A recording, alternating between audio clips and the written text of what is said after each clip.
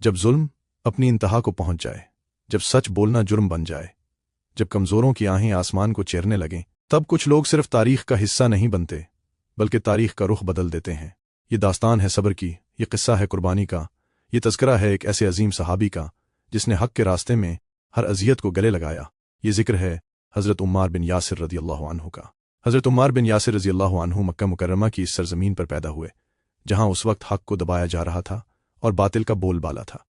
आपके वालिद हज़रत यासिर रज़ियल्लाहु अन्हु यमन से हिजरत करके मक्का आए थे, जबकि आपकी वालदा हज़रत समिया रज़ियल्लाहु अन्हा वो अजीम खातून है जिन्हें इस्लाम की पहली शहीदा होने का शर्फ हासिल हुआ।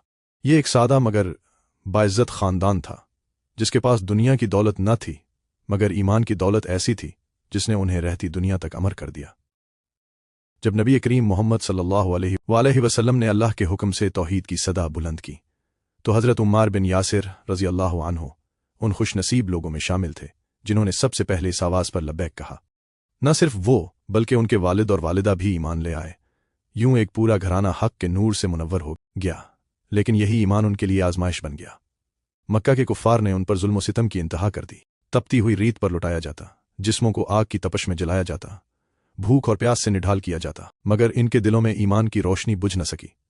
फिर वो लम्हा आया जिसने तारीख को हमेशा के लिए बदल दिया। अबू जहल ने जुल्म की इंतहा करते हुए हज़रत समिया रज़ियल्लाहु अन्हा को नेज़ा मारकर शहीद कर दिया।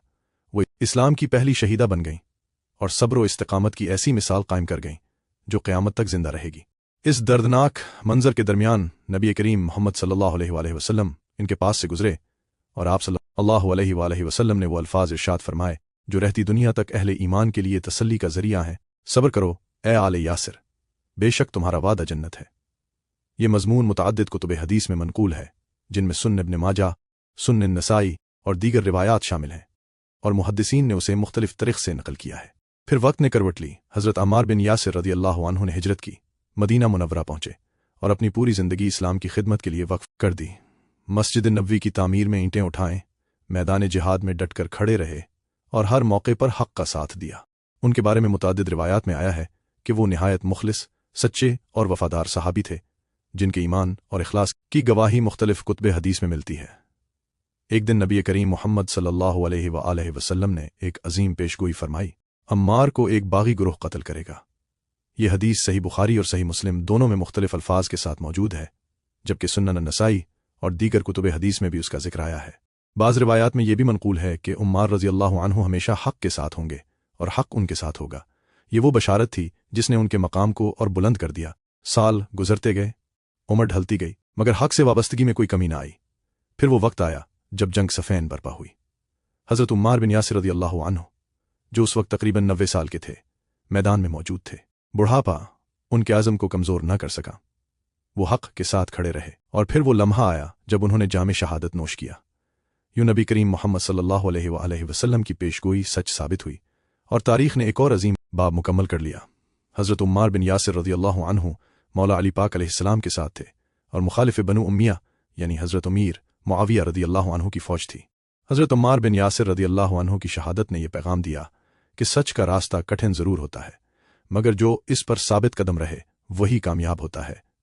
उनकी ज़िंदगी, उनका सब्र, उनकी कुर्बानी, ये सब हमें यह सिखाते हैं कि ईमान सिर्फ लफ्ज़ों का नाम नहीं बल्कि अमल, इस्तिकामत और कुर्बानी का नाम है।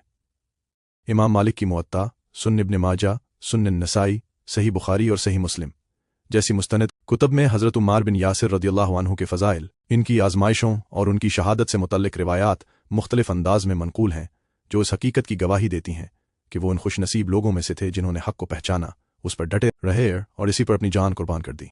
ये सिर्फ एक इंसान की कहानी नहीं, ये ईमान की वो रोशनी है जो क़यामत तक दिलों को मुनव्वर करती रहेगी।